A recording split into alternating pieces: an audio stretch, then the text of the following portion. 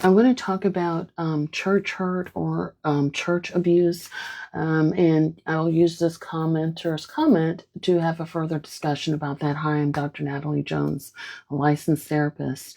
And I did a previous post where I talked about, men who are violent towards other men and sort of the pylon effect. And this commenter says, always, always group orchestrated. Churches use these tactics too: extreme emotionally reactive abuse to break another member who is not going along with their program. And you're spot on. And I can understand if a lot of people are very much involved in the church and they don't like how this post is going, so feel free to skip ahead. And this isn't all churches, but this has happened quite a bit. And I've talked to you all about before about how I did a research study on Black women who were psychologically abused while growing up. And as an aside, I'll go ahead and talk a little bit about that now. But in this study where these women were abused by their parents, there was a woman, might have been more than one, but I remember one in particular that I interviewed that had been,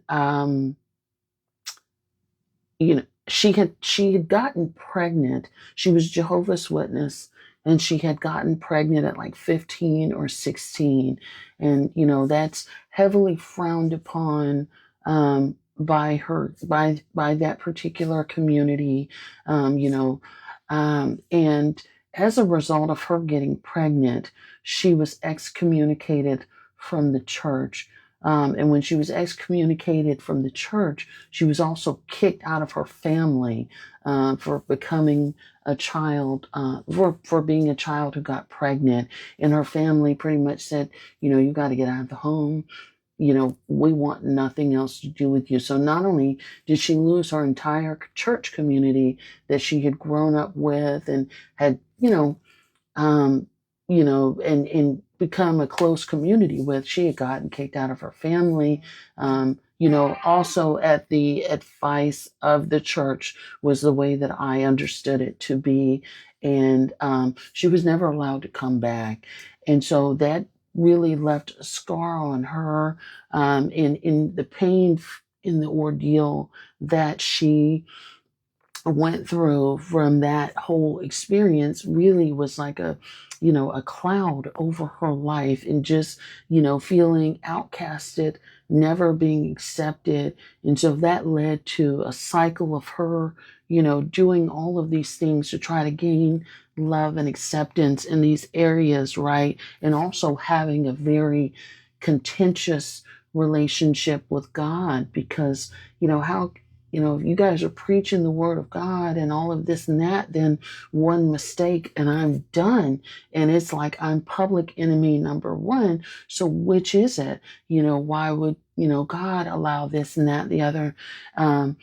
But there's also other people that have experienced church hurt in a number of ways. And I've worked, in lawsuits and things like that. And one of the bigger ones have been against the Catholic Church. And I found out recently that churches have, what do they call it? Insurance for sexual abuse. So you can go out and get insured for sexual abuse, which to me is very interesting in and of itself. But, the Catholic Church has, been in the news for a number of cases and things like that have been lodged against them, against children, young boys and young girls, against their preachers. But there are a lot of people, and that I've interviewed over the years, where they express to other members in their churches, like, hey, the pastor is touching me, or someone within the church is being inappropriate, and they're shushed, and they're told that didn't really happen, or the preacher is just relocated to another church without any sort of consequences. That has happened a number of times.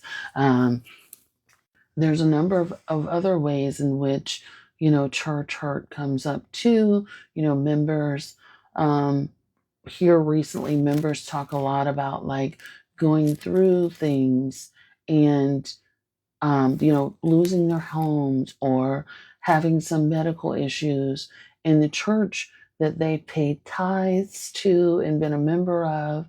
They reach out for support, and nothing. And here I've lost, uh, I lost a friend, a couple of years ago, very heavy into the church. And she died with a long battle of lung cancer and very involved in our church. And, anytime I talk to her, she's at church every weekend, several times during the week during Bible study. And during her battle with lung cancer, church was not there. Church members and things like they were not there. It got to a point where she couldn't afford to pay for certain things. Church was not there. And this was someone who had dedicated her life to God and the church and being a good Christian. And so, the violence isn't always overt.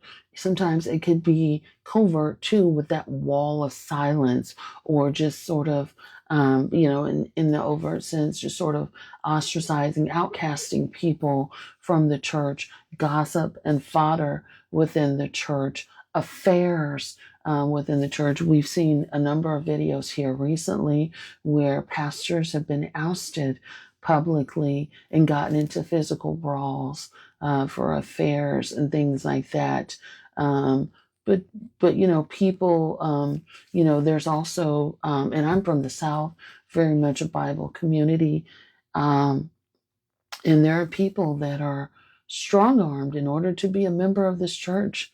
No, ma'am, you've got to tithe 10, 20%, and we need to see your bank statements in order for those things in order for you to even consider being a member, because I'm going to need for you to run me that check. And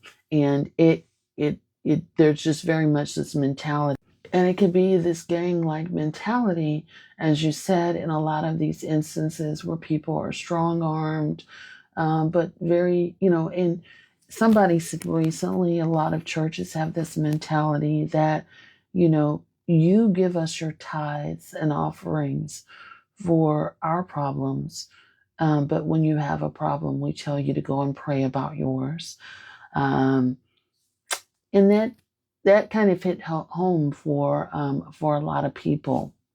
So I'm curious to know, what are other people's experiences with church hurt or this gang mentality within the church, this ostracizing, this ganging up on a member, that sort of thing like that.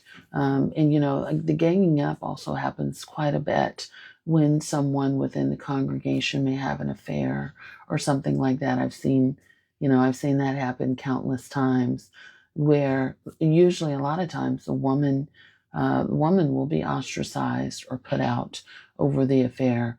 But the pastor, who may be married to, the first lady, receives little to no consequence and is able to put on his breeches literally and get up in the pulpit and preach like nothing has ever happened with no consequence. Hope that helps. Thanks so much.